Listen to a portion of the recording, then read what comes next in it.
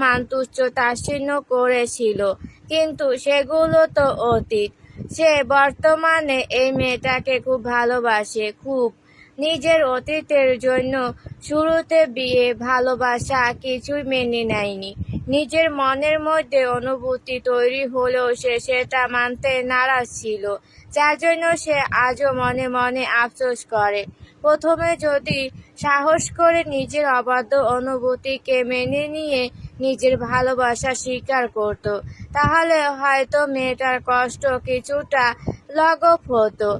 আধার দীর্ঘশ্বাস ছেড়ে অর্ধাঙ্গিনীর পাশে বসে দেয়ালের মাঝে নজর রেখে শান্ত গলায় বলল, আমি শুধু তোমাকে বাস্তবতাটা বোঝাতে চেয়েছিলাম। তুমি তোমার ভালোবাসা পাওয়ার জন্য অনেক কিছু করেছো, আমি সেটাকে ছোট করছি না। তুমি আমার জীবনে না এলে আমি কখনোই এই নতুন জীবনটা পেতাম না। আমি সত্যি তোমার উপর কৃতজ্ঞ, সবকিছু জেনে শুনেও আমাকে ভালোবেসেছো।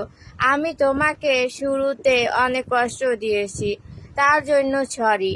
আমি তো আর আমাদের অতীত বদলাতে পারবো না, তবে বর্তমান ও ভবিষ্যতে শুধুই তোমাকে চেয়ে যাব, ভালোবেসে যাব। একটু থেমে পুনরায় আওড়ালো, আমি অন্য কারোর জন্য নিজের সংসারে অশান্তি চাই না।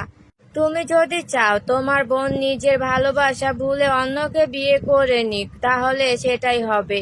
আমি তোমাদের মধ্যে আসবো না। মিনুমা একজনকে অনেক ভালোবেসেছিল, কিন্তু মেয়েটা ওকে ধোঁকা দিয়ে অন্য একজনকে বিয়ে করে নেয়। তারপর থেকে ছেলেটা আমার মতোই ছন্ন ছাড়া, সাহস করে দ্বিতীয়বারের মতো কাউকে ভালোবাসতে পারেনি। বলতে পারো ওর বিশ্বাস উঠে গেছে। আমি শুধু চেয়েছিলাম ওর জীবনটাও আমার মতো সুন্দর হোক। ও বলেছিল আমায়, তোমার মতো যদি কাউকে পায় তাহলে নিজেকে আরেকটা সুযোগ দিবে। সে সময় সর্বপ্রথম তোমার বোনের কথা মনে হয়েছিল। আমি আড়াল থেকে দেখেছি ছায়ার চোখে মিন্ময়ের প্রতি ভালোবাসা। তোমার পরিবারের সাথে আমার এত মেলামেশা না থাকলেও তোমাদের রক্তের ওপর সম্পূর্ণ বিশ্বাস রয়েছে।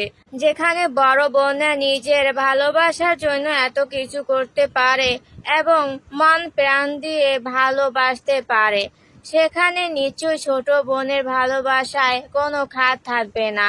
আমি হয়তো স্বার্থপরের মতো কথা বলছি, কিন্তু কি করব বলো? আমি নিরুপায়। প্রত্যুত্তর আলো কিছু বলল না, শুধু চুপচাপ শুনে গেল। একটু পর খেয়াল করলো তার উপর থেকে কম্পরটা গায়েব হয়ে গেছে, আর সে স্বামীর কোলের উপর। আদার মেয়েটার কান্না ভেজা চেহারার দিকে তাকিয়ে থেকে আলতো হাতে চোখের পানি মুছে দিয়ে কপালের মাঝে ভালোবাসা পরশ এঁকে দিল। তুমি যেটা চাও সেটাই হবে, আমি কোনো রকম বাধা দিব না, তবুও তুমি কষ্ট পেও না। আলো নাক টেনে মুখ সরিয়ে নিয়ে বলল, আমি কষ্ট পেলে আপনার কি? বুকের মাঝে বড্ড ব্যথা করে। আলো কিছু না বলে সরাসরি মানুষটার দিকে তাকায়। চোখ জোড়া ভীষণ লাল হয়ে আসে, সুন্দর মুখখানাও কেমন শুকিয়ে গেছে। আলোর হঠাৎই লোকটার অতীতের কথা মনে পড়ল। সে আবেগের বশে একটু বেশি বলে ফেলেছে। এখানে তো লোকটার কোনো দোষ নেই, সে তো সবকিছু জেনে শুনে ভালোবেসেছে, কাছের থেকেছে। কারণ দিন শেষে এই লোকটাই যে ওর শান্তির কারণ ছিল, আর এখন তার ভালোবাসা সার্থক। সে যাকে খুব করেছে এসেছিল, আজ তাকেই পেয়েছে, হয়তো একটু দেরিতে, কিন্তু শেষটা একটু বেশি সুন্দর ছিল। আর সেও চায় না কোনো কারণে তাদের মধ্যে অশান্তি হোক। আলো তপ্ত শ্বাস ফেলে স্বামীর বুকের মাঝে মাথা রাখলো। শান্তি, এটাই তো তার একমাত্র শান্তির জায়গা। এত এত কষ্ট করার পর যদি এই মুহূর্তটা পেতে হয়, তাহলে সে নির্দ্বিধায় আবারও একই আগুনের মধ্যে ঝাঁপ দিবে। নিজের মনকে এটা বলে সান্ত্বনা দিতে পারবে, অবশেষে সে নিজের ভালোবাসার মানুষটিকে পেয়েছে, যে কিনা তাকেও পাগলের মতো ভালোবাসে। দিন শেষে মেয়েরা একটু যত্ন, একটু বিশ্বাস ও একটু ভালোবাসার কাছে গলে যায়, যেমনটা সে নিজের প্রিয় পুরুষকে পেয়ে অতীতে সব কষ্ট ভুলে গিয়েছিল, কিন্তু আজ না চাইতেও সব কথা বেরিয়ে এসেছে। আদা স্বস্তির নিঃশ্বাস ছেড়ে বাহু ডোরে প্রিয়তমাকে শক্ত করে আগলে নিল। পুরো চেহারায় ঠোঁট ছুঁয়ে দিতে দিতে ফিসফিসিয়ে বলল, অতীতের কষ্ট মুছতে পারবো না, তবে এখন তোমাকে কোনো কষ্ট ছুঁতে পারবে না, অন্তত আমার পক্ষ থেকে নাই তো। আমিও এখন থেকে নিজের আবেগকে কন্ট্রোল করব, যাতে দ্বিতীয়বার আমাদের বর্তমান ও ভবিষ্যতের মধ্যে অতীতের কোনো কথা না আসে। আদার মুচকি হেসে অর্ধাঙ্গিনীকে জড়িয়ে ধরে কাঁধে মুখ গুজে ধীর কণ্ঠে বলল, মাঝে মধ্যে ঝামেলা হলে মন্দ হয় না। ঠিকই বলেছেন, নেক্সট টাইম ঝামেলা করে বাপের বাড়িতে চলে যাব, তখন আপনি থাইকেন ঝামেলার সাথে। নো প্রবলেম যান। এই আদার খানও তার শ্যামা পাখির পাখা ধরে উড়ে উড়ে শ্বশুর বাড়ি চলে যাবে। আচ্ছা, আপনি আমাকে শ্যামা পাখি বলেন কেন? কারণ তুমি সারাক্ষণ কিচির মিচির করো এবং শ্যামা পাখির মতো মিষ্টি কণ্ঠস্বরে গান গাও, যেটা শোনা মাত্রই ড্রাগনের মতো নেশা ধরে যায়। কিন্তু আপনি তো আগে এই গান গাওয়া নিয়ে ভার্সিটিতে বকাবকি করতেন, একবার তো গিটারও ছিনিয়ে নিয়েছিলেন। তোমাকে দেখে কিছু না হলেও তোমার কণ্ঠস্বর, হাসি, পাগলামি মনের মধ্যে অদ্ভুত অনুভূতি জাগিয়ে তোলে। আমি যেদিন তোমার গান শুনতাম সেদিন রাতে ঘুমাতে পারতাম না, বারবার কানের কাছে তোমার কণ্ঠস্বর ভেসে বেড়াতো। এজন্যই পছন্দ করতাম না তোমার গান গাওয়া। আলো সোজা হয়ে দুহাতে স্বামীর গলা জড়িয়ে ধরে বলল, আরো অনেক মেয়েই তো গাইতো, ওদের বেলা তো আপনার এমন ফিল হতো। আদা চোখ মুখ কুঁচকে বলল, হোয়াট ননসেন্স, আমি তুমি ব্যতীত অন্য মেয়েদের গান শুনিনি। প্রয়োজনে কানে হেডফোন গুঁজে রাখতাম। আলো সরু চোখে তাকিয়ে শুধালো, তার মানে আপনি আমাকে আগে থেকে পছন্দ করতেন? মোটেও না, তুমি আমার ভীষণ অপ্রিয় ছিলে। আর এখন এখন আমার পুরো জীবনটাই তুমি। আলো হেসে বুকের মাঝে মুখ গুজে ফিসফিসিয়ে বলে উঠে, আর আপনি আমার অক্সিজেন। বিকেলের দিকে ছোট বোন ও টুনাটুনিকে নিয়ে বাগানে বসে আছে আলো। ছায়া আজকে রাতটা এখানে থাকবে এবং পরদিন ফিরে যাবে। মেয়েটাও খরগোশের মতো পাশে বসে থেকে গাজর চিবাচ্ছে। তিনজনকে দেখে একই দলের বলে ভুল হবে না। তাদের থেকে দূরে দাদা নাতি বসে থেকে গল্প করছে ও চা খাচ্ছে। মানুষটা কথা বলার ফাঁকে ফাঁকে তাদিকে তাকাতেও ভুলছে না। আলো এসব দেখে আনমনে হেসে চায়ের কাপে চুমুক দিতে দিতে বলল, তুই যথেষ্ট বড় হয়েছিস, আর নিজের ভালো মন্দ বোঝার জ্ঞান রয়েছে, তাই আমি সবকিছু তোর ওপর ছেড়ে দিলাম। আমি কখনোই নিজের সিদ্ধান্ত তোর ওপর চাপানোর চেষ্টা করব না, কারণ দিন শেষে আমার বোনের সুখই আমার সুখ। ছায়া বড় বোনের পাশে বসে থেকে দোল খাচ্ছিল আর গাজর চিবাচ্ছিল। তখন কথাগুলো শুনে কপাল কুঁচকে গেল। জানতে চাইলো, কোন বিষয়ে বলছো? তোর বিয়ের ব্যাপারে। আমার জন্য হুট করে সিদ্ধান্ত নিতে হবে না, সময় নে এবং লেখাপড়া শেষ কর, তারপর যেটা ভালো হয় সেটাই কর। আমি তোর পাশে আছি সব সময়। আর এ বিষয়ে বাবাকে কিছু বলার দরকার নেই। মন দিয়ে শুধু পড়ালেখা করে যা আর নিজের প্রতি যত্ন নে। তোর ভাগ্য যেটা রয়েছে ওটাই হবে। আর সবকিছু ওপরওয়ালার ওপর ছেড়ে দে। আশা করছি উনি তোকে নিরাশ করবেন না। যা করবে ভালোর জন্যই। আর তুই চাইলে ইনভেস্টে যেতে পারিস, আমার এতে কোনো আপত্তি নেই। আসলে একটা বাজে স্বপ্ন দেখে একটু বেশি রিঅ্যাক্ট করে ফেলেছিলাম, তার জন্য তখন মানা করেছি, কিন্তু এখন বলবো তুই তোর মতো করে জীবনটাকে উপভোগ কর, আর পারলে নিজের মনের কথাগুলো বলে দেওয়ার চেষ্টা করিস। নয়তো সারা জীবন অনুভূতি না প্রকাশ করার জন্য আক্ষেপ থাকবে। এরপর যা হবে সেটা না হয় দেখা যাবে। তবুও মনে মনে একটু হলেও স্বস্তি পাবি, নয়তো প্রতিনিয়ত গুমরে গুমরে মরবি। অবাধ্য ভালোবাসাই যে এমন। ছায়া কথাগুলো শুনে ভাবুক হয়ে পড়ল। সে চায় তার গায়ক সাহেবকে, খুব করে চায়, কিন্তু এই চাওয়া যে ওর সাধ্যর বাইরে। এখন কি করবে ও? কি করা উচিত? আলো চায়ের কাপে শেষবারের মতো চুমুক দিয়ে উঠে দাঁড়ায়। উদ্দেশ্য ছিল একটা গোলাপ ছেঁড়ার, কিন্তু সামনে পা বাড়াতেই হঠাৎ মাথাটা চক্কর দিয়ে উঠল। তড়িঘড়ি করে এক হাতে মাথা চেপে ধরে দোলনায় বসলো। আজকাল শরীরটা অদ্ভুত লাগছে, সাথে মন মেজাজও।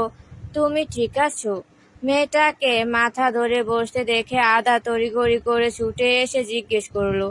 ওর পিছু পিছু সুবহান খানও এসে জানতে চাইলেন, কোনো সমস্যা হচ্ছে? পাশ থেকে ছায়া বড় আপুর হাত ধরে বলল, তুমি ঠিক আছো আপু? আলো নিজেকে সামলিয়ে নিয়ে আস্তে করে বলল, আমি ঠিক আছি, শুধু একটু মাথা ব্যথা করছে। সুবহান খান নাতির উদ্দেশ্যে বললেন, মেয়েটাকে ঘরে নিয়ে যাও, একটু আরাম করুক। ওনার বলতে দেরি হলেও নিজের বউকে পাজা কোলে তুলে নিয়ে ভিতরের দিকে যেতে একটুও দেরি হলো না আদারের। এই দৃশ্যটা দেখে ছায়া হেসে বলল, ভাইয়া আপুকে অনেক ভালোবাসে, তাই না দাদু? সুবহান খান আরেক নাতনির পাশে বসতে বসতে বললেন, তোমার আপু আমার তেরা নাতিকে খুব ভালোবাসে। ছায়া আবারও হাসল, প্রতি উত্তরে বলল, তারা দুজন দুজনকে অসীম ভালোবাসে দাদু। আর এই ভালোবাসা যেন কারোর নজর না লাগে। তারা দুজন সারা জীবন একে অপরের পাশে এমন করেই থেকে যাক। নিজের ভালোবাসার মানুষটার সাথে সংসার করার সৌভাগ্য আর কতজন মেয়ের হয়? সবাই যদি পূর্ণতা পেত, তাহলে হয়তো আর জীবনে কোনো আফসোস বলে কিছু থাকতো না। তবে এত অপূর্ণতার মাঝেও এমন পূর্ণতা দেখতে ভালোই লাগে। সুবহান খান মাথা নাড়িয়ে বললেন, ভালোবাসা সুন্দর, ভয়ঙ্কর সুন্দর। রাত ওই দিনের পর আর অফিসে যায়নি, বরং দেশে ছেড়ে যাওয়ার প্রস্তুতি নিচ্ছে। অস্ট্রেলিয়া থেকে একটা কোম্পানিতে কাজের অফার পেয়েছে, আর সে ওখানেই যাচ্ছে। পরিবারের সবার সাথে বিষয় নিয়ে কথা বলা হয়ে গেছে। আদার প্রথমে আপত্তি জানায়, কারণ সে ভাবছে তার ছোট ভাই দেশের বাইরে গেলে আবারও বিগড়ে যাবে। কিন্তু রাত কথা দিয়েছে সে আর এসবের মধ্যে নিজেকে জড়াবে না। একবার যেই পথ থেকে ফিরে এসেছে, ওই পথে চলার কোনো প্রশ্নই ওঠে না। আদা শেষবারের মতো ছোট ভাইকে বিশ্বাস করেছে। দেখা যাক রাত কতটুকু ওর কথা রাখতে পারে। তামিনা খান আজকাল নিজের ঘর থেকে আর বের হন না। বলতে গেলে নিজের এক পা হারিয়ে বিছানায় পড়ে থেকে অনুশোচনায় ভোগেন। ওনাকে দেখার জন্য আলাদা করে দুজন মহিলা থাকলেও আলো মাঝে মধ্যে এসে শাশুড়ি মায়ের সেবা করে যায়। হাজার হোক শাশুড়ি বলে কথা, সে তো আর ফেলে দিতে পারবে না, আর না ওনার মতো বাজে ব্যবহার করতে পারবে। তিথি এসে সারা দিন থেকে রাতের বেলা চলে গিয়েছে চট্টগ্রামে। তাকে তিহান নিতে এসেছিল। মেয়েটা এখন আর হোস্টেলে থাকে না, বরং শ্বশুর বাড়িতে থাকে এবং ওখানে সুখেই আছে। কোথায় যাচ্ছ? ডিনার শেষে ওয়াশরুম থেকে ফ্রেশ হয়ে বেরিয়ে এসে দেখে আলো বড় পুতুলটা বগল দাবা করে খুঁড়িয়ে খুঁড়িয়ে হেঁটে বাইরে যাচ্ছে। তখন আদার উপরোক্ত প্রশ্নটি করে। আলো থেমে গিয়ে পাশে তাকিয়ে বলল, ছায়ার কাছে কেন নাচতে? জবাব শুনে আদার বিরক্ত হয়, গম গমে গলায় আওড়ালো, যা করার এখানে করো, অন্য কোথাও যেতে হবে না। আলো কিছুক্ষণ চুপ থেকে বিড়বিড় করে বলল, এখন যদি গরম গরম রসগোল্লা বানিয়ে খাওয়ান তাহলে যাব না কোথাও, অপেক্ষা করো, বানিয়ে আনছি। একথা বলে আদা রুম থেকে চলে গেল আর আলো গিয়ে সোফায় বসলো। প্রায় অনেকক্ষণ পর আদার বউয়ের জন্য রসগোল্লা বানিয়ে নিয়ে এলো। এতে আলো মুহূর্তে খুশি হয়ে যায়। সে একটা মিষ্টি নিয়ে স্বামীর উদ্দেশ্যে বলল, খাবেন? তুমি খাও। আলো আর কিছু না বলে খেতে শুরু করলো। 5টার মতো মিষ্টি খেয়ে বাদ বাকি রেখে থম মেরে বসে থাকলো। তাকে এভাবে বসে থাকতে দেখে আধারে কপাল কুঁচকে গেল। কাছে এসে জিজ্ঞেস করলো, কি হলো? মিষ্টি ভালো হয়নি? আলো কিছু না বলে তড়িঘড়ি করে উঠে দাঁড়ায়। তখনই ঘটিয়ে ফেলো এক অঘটন। স্বামীর গায়ের ওপরে বমি করে দিল। আধা চমকে মেয়েটার দুগালে হাত রেখে অস্থির গলায় শুধালো, তুমি ঠিক আছো? শরীর খারাপ লাগছে? আলো স্বামীর নোংরা টি শার্টের দিকে তাকিয়ে অসহায় কণ্ঠে বলল, সরি, আমি ইচ্ছে করে এমনটা করতে চাইনি। ডোন্ট সরি, আমার এতে কোনো যায় আসে না। একথা বলে মেয়েটাকে নিয়ে সে ওয়াশরুমে চলে গেল। আলো চোখে মুখে পানি দিয়ে বিড়বিড় করে বলল, আজ থেকে আমার মিষ্টি খাওয়া বন্ধ। আমি চাইলো আর এনে দিবেন না। আদা টি শার্ট খুলতে খুলতে জবাব দিল, মিষ্টি দোকান না, সব দোষ তোমার আর দাদা জানের। আরো বেশি বেশি করে খাও বাইরের জিনিস, তারপর পেট খারাপ করে নিয়ে বসে থাকো বলেই হলো সব দোষ আপনার মিষ্টির। আদার হতাশ কণ্ঠে বলল, ঠিক আছে ম্যাডাম, মানলাম সব দোষ আমার মিষ্টির।